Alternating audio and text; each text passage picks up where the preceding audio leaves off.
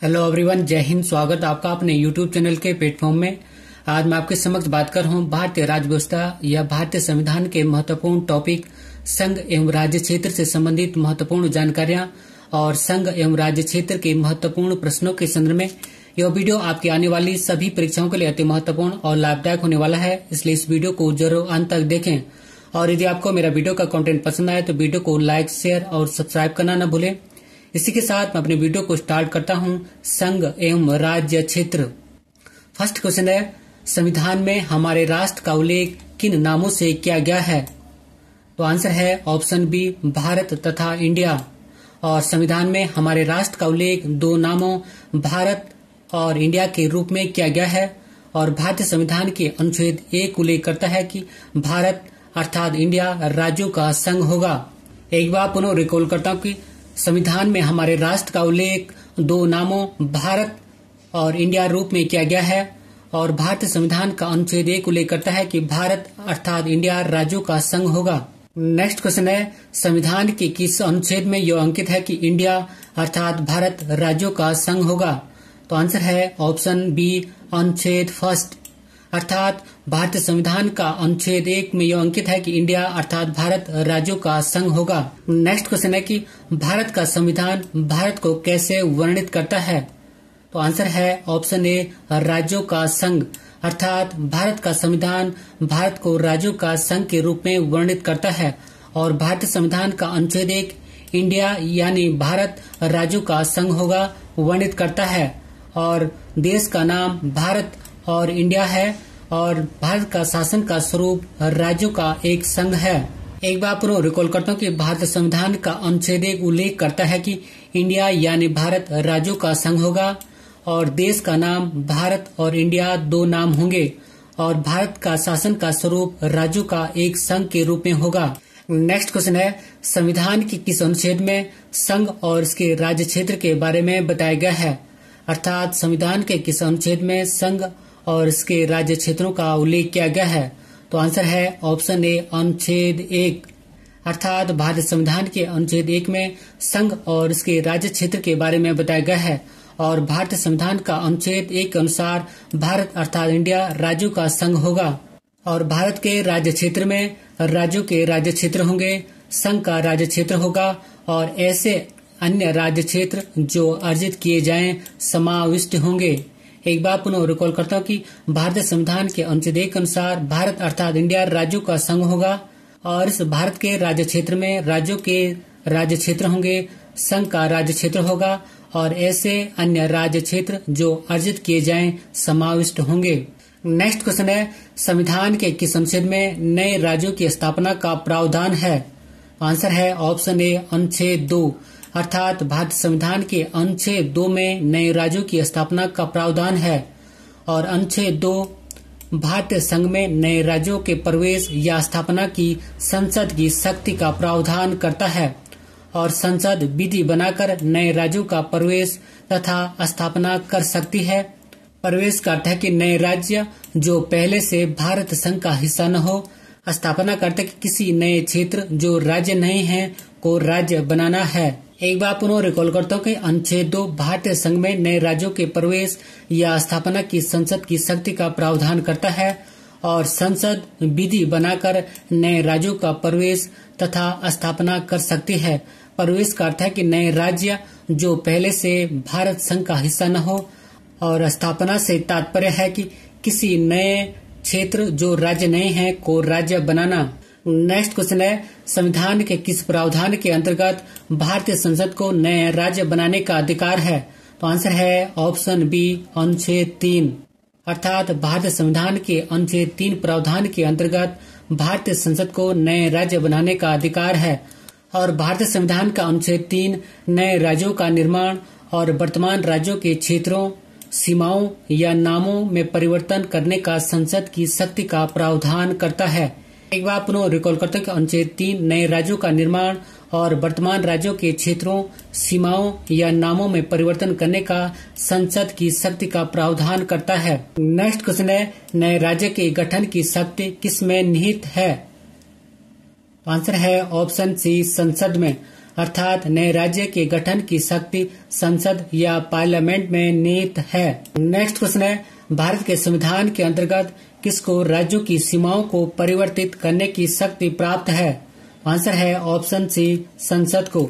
अर्थात भारत के संविधान के अंतर्गत संसद को राज्यों की सीमाओं को परिवर्तित करने की शक्ति प्राप्त है। नेक्स्ट और मोस्ट इम्पोर्टेंट क्वेश्चन है कि भारतीय संविधान के किस अनुच्छेद के अंतर्गत संसद नए राज्यों को भारतीय संघ में सम्मिलित कर सकती है?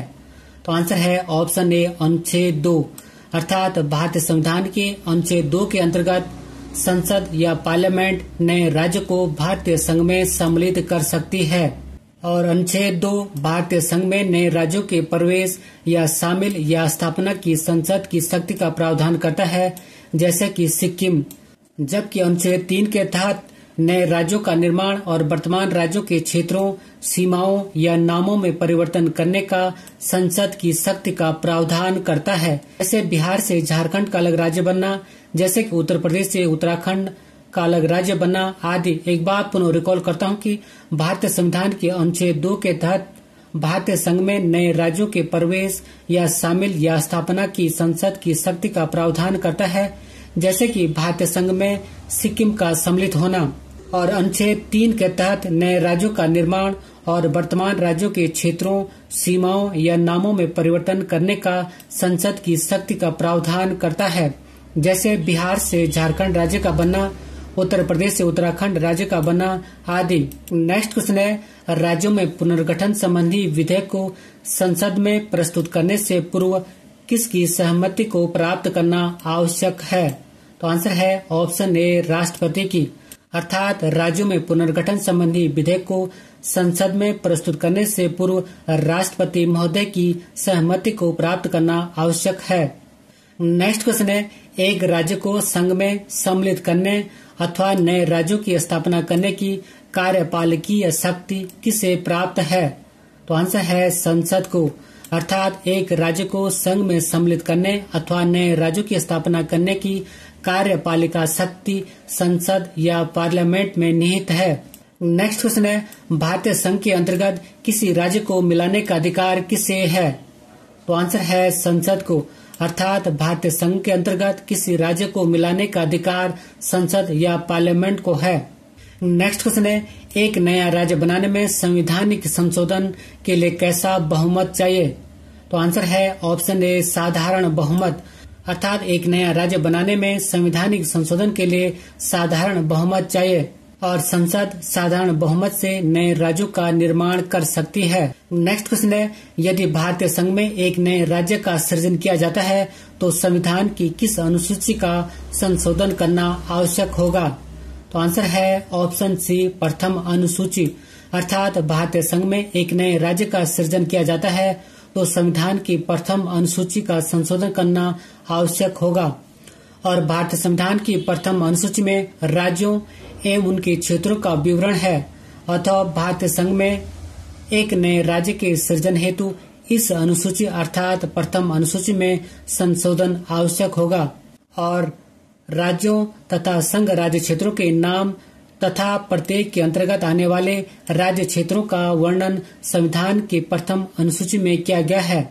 एक बार पुनः रिकॉल करता हूँ कि भारतीय संविधान की प्रथम अनुसूची में राज्यों एवं उनके क्षेत्रों का विवरण है, अथवा भारतीय संघ में एक नए राज्य के सृजन हेतु अर्थात एक नए राज्य के निर्माण हेतु इस अनुसूची अर्थात प्रथम अनुसूची में संशोधन करना आवश्यक है।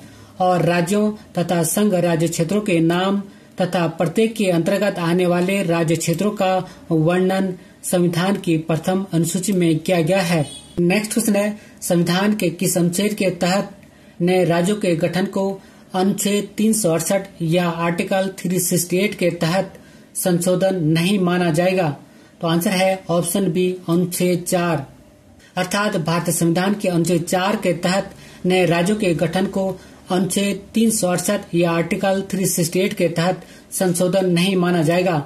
और अनुच्छेद 4, अनुच्छेद 2 व अनुच्छेद 3 में किया गया परिवर्तन अनुच्छेद 368 या आर्टिकल 368 और भाग 20 के तहत मान्य नहीं होंगे और इसके तहत अनुसूची 1 तथा अनुसूची 4 में संशोधन भी होगा। नेक्स्ट क्वेश्चन है, राज्य पुनर्गठन आयोग ने 1 नवंबर 1956 को कितने राज्य तथा कितने संघ राज्य बनाए? तो आंसर है ऑप्शन ए 14 राज्य एवं 6 संघ राज्य।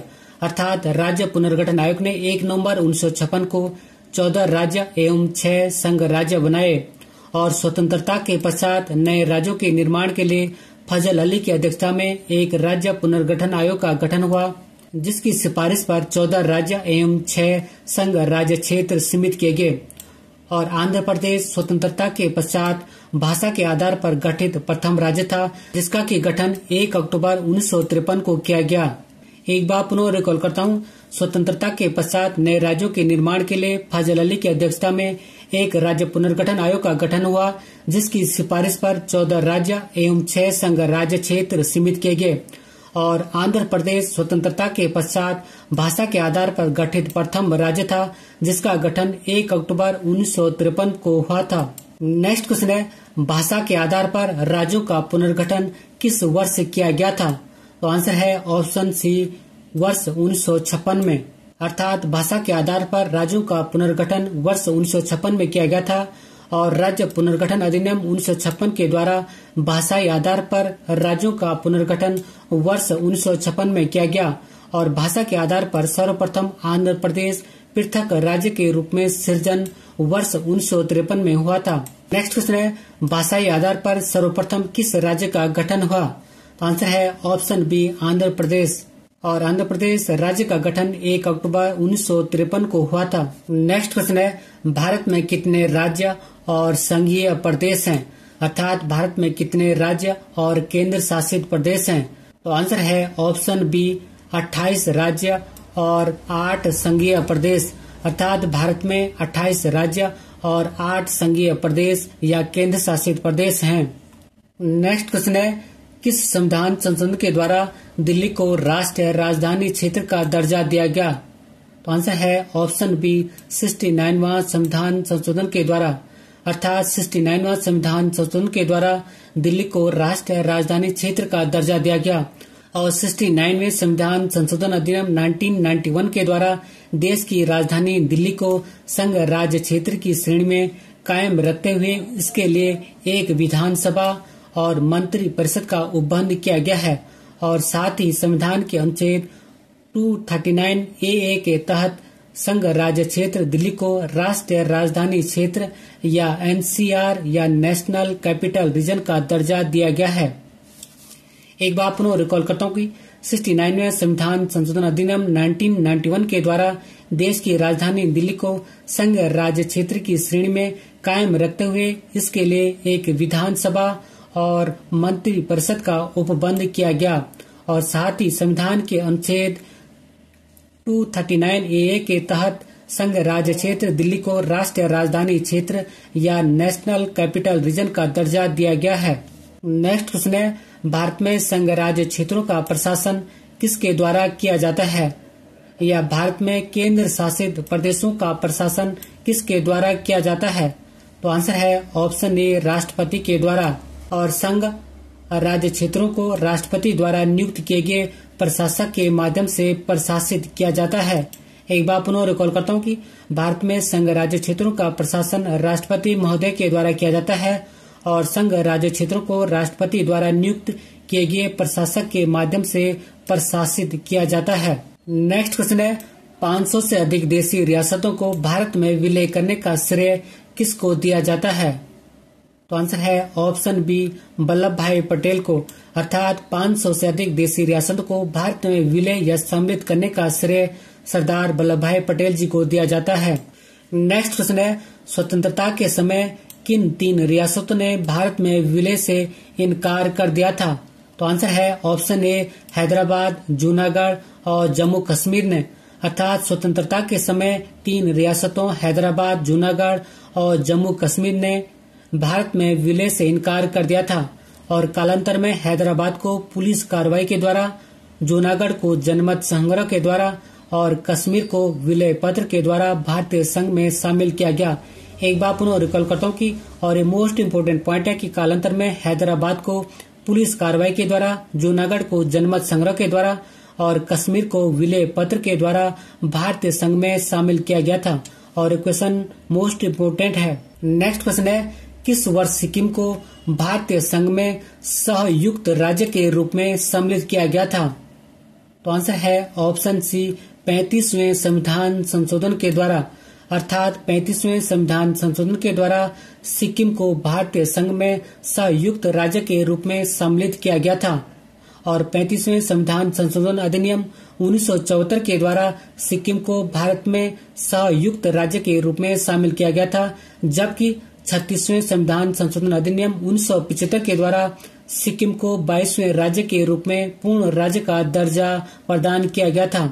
एक बार पुनः रिकॉल करता हूँ, 35वें संविधान संशोधन 1974 के द्वारा सिक्किम को भारत में संयुक्त राज्य के रूप में शामिल किया गया था, जबकि 36वें संविधान संशोधन 1975 के द्वारा सिक्किम को 22वें राज्य के रूप में पूर्ण राज्य का दर्जा प्रदान किया गया। नेक्स्ट क्वेश्चन है, निम्नलिखित में नए राज्य के गठन अथवा सीमा में परिवर्तन करने का अधिकार किसे है? तो आंसर है ऑप्शन सी, संसद को। अर्थात नए राज्य के गठन अथवा सीमा में परिवर्तन करने का अधिकार संसद को प्राप्त है। नेक्स्ट क्वेश्चन है, मूल संविधान में राज्यों को कितने वर्गों में रखा गया था? तो आंसर है ऑप्शन ए, 4 वर्गों में। अर्थात मूल संविधान में राज्यों को 4 वर्गों में रखा गया था और संविधान के परिवर्तन के समय राज्यों को 4 वर्गों अ, ब, स और द में बांटा गया था और इन वर्गों को वर्ष 1956 में समाप्त किया गया था। एक बार पुनः रिकॉल करता हूँ कि संविधान में परिवर्तन के समय राज्यों को 4 वर्गों अ, ब, स और द में बांटा गया था और इन वर्गों को अर्थात अ, ब, स और द को वर्ष 1956 में समाप्त किया गया था। नेक्स्ट क्वेश्चन है, सर्वप्रथम भाषा के आधार पर आंध्र प्रदेश राज्य का गठन वर्ष 1953 में हुआ। इसके पूर्व आंध्र प्रदेश में एक आंदोलन हुआ था। इस आंदोलन में किस आंदोलनकारी की मृत्यु हो गई थी? तो आंसर है ऑप्शन ए, पोटी श्री रामुलु की। और पोटी श्री रामुलु ने मद्रास से अलग राज्य निर्माण के लिए आमरण अनशन किया था, जिसके कारण 98वें दिन में उनकी मृत्यु हो गई। नेक्स्ट क्वेश्चन है, किस आयोग की अनुशंसा के आधार पर पंजाब पुनर्गठन अधिनियम द्वारा पंजाब और हरियाणा राज्य गठित किए गए हैं? तो आंसर है ऑप्शन ए, धर आयोग। अर्थात धर आयोग की अनुशंसा के आधार पर पंजाब पुनर्गठन अधिनियम द्वारा पंजाब और हरियाणा राज्य गठित किए गए और 1 नवंबर 1966 में पंजाब से अलग होकर हरियाणा राज्य बना था। नेक्स्ट क्वेश्चन है, उत्तराखंड राज्य गठन के समय 11वें वित्त आयोग ने इसे अर्थात उत्तराखंड को निम्न में से राज्य का दर्जा दिया था। तो आंसर है ऑप्शन सी, विशेष वर्ग का राज्य। अर्थात उत्तराखंड राज्य गठन के समय 11वें वित्त आयोग ने इसे अर्थात उत्तराखंड को विशेष वर्ग का राज्य का दर्जा दिया था और उत्तराखंड राज्य का गठन 9 नवंबर 2000 को किया गया था। एक बार पुनः रिकॉल करता हूँ, उत्तराखंड राज्य गठन के समय 11वें वित्त आयोग ने उत्तराखंड को विशेष वर्ग का राज्य का दर्जा दिया था और इस उत्तराखंड राज्य का गठन 9 नवंबर 2000 को किया गया था। नेक्स्ट क्वेश्चन है, झारखंड राज्य का गठन कब किया गया? आंसर है ऑप्शन सी, 15 नवंबर 2000 को। अर्थात झारखंड राज्य का गठन 15 नवंबर 2000 को हुआ था। नेक्स्ट क्वेश्चन है, किसी राज्य से कोई क्षेत्र अलग कर या 2 या अधिक राज्यों को मिलाकर या किसी राज्य क्षेत्र को किसी राज्य के साथ मिलाकर नए राज्य का निर्माण कौन कर सकता है? आंसर है ऑप्शन ए, संसद। अर्थात किसी राज्य से कोई क्षेत्र अलग कर या 2 या अधिक राज्यों को मिलाकर या किसी राज्य क्षेत्र को किसी राज्य के साथ मिलाकर नए राज्य का निर्माण संसद कर सकती है। नेक्स्ट क्वेश्चन है, भारत में नया राज्य सर्जित करने वाला विधेयक को कहां पारित होना अनिवार्य है? आंसर है ऑप्शन ए, संसद के साधारण बहुमत द्वारा। अर्थात भारत में नया राज्य सर्जित करने वाला विधेयक को संसद के साधारण बहुमत द्वारा पारित होना अनिवार्य है। नेक्स्ट क्वेश्चन है, कराईकल, माहे, यनम सहित पुदुचेरी की फ्रांसीसी बस्तियों को फ्रांसीसी सरकार ने किस वर्ष भारत सरकार को अर्पित किया है? तो आंसर है ऑप्शन सी, 1954 में। अर्थात कराईकल, माहे, यनम सहित पुदुचेरी की फ्रांसीसी बस्तियों को फ्रांसीसी सरकार ने नवंबर 1954 को भारत सरकार को अर्पित किया था। नेक्स्ट क्वेश्चन है, किस वर्ष गोवा सहित अन्य पुर्तगाली बस्तियों को भारतीय संघ का राज्य क्षेत्र बनाया गया? तो आंसर है ऑप्शन बी 1961।